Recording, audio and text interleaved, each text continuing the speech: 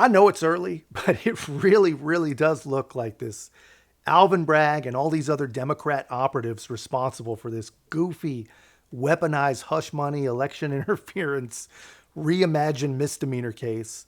It really does look like they have made an epic mistake. I mean, this is not going well.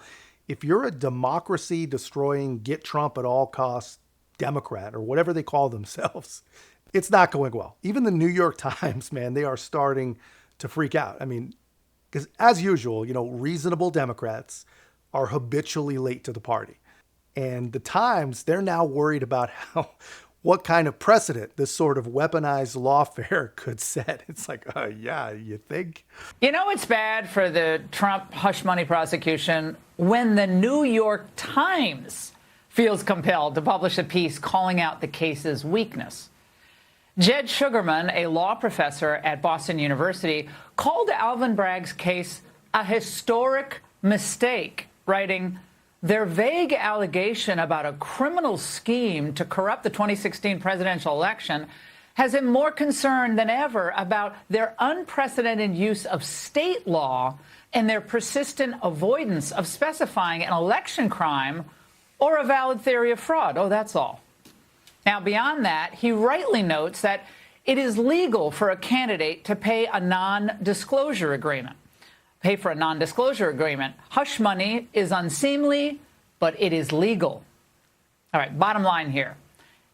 As honest, objective legal minds have concluded, the underlying conduct alleged, if anything, is a violation of federal campaign finance rules. But one little problem with that. The FEC looked at the case years ago and decided against pursuing it. Now, from day one, Alvin Bragg was a man on a political, not a legal mission. It was to charge Trump with whatever just to keep him in court, maybe get lucky and get a conviction.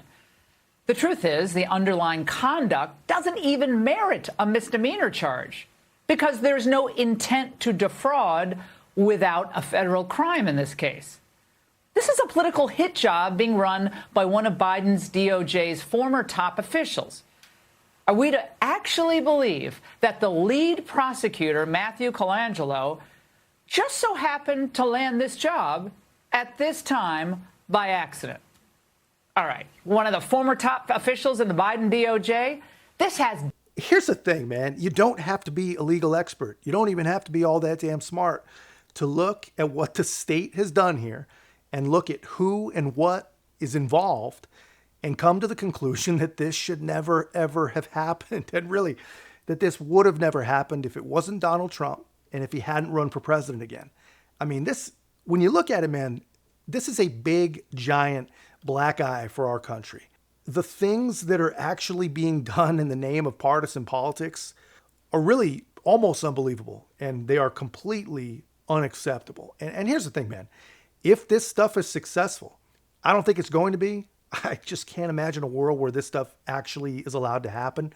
But if it is successful, this is going to change everything for both sides. I mean, anything and everything will be destroyed in the name of hyper-partisan, weaponized politics. I mean, anyone who believes the Democrats, when they talk about saving democracy after they've watched what they're actually doing here, is a very, very special kind of propaganda victim. I mean, these are crazy times, man, but that's just my take, guys. Let me know your thoughts in the comments. If you haven't already, be a part of our growth.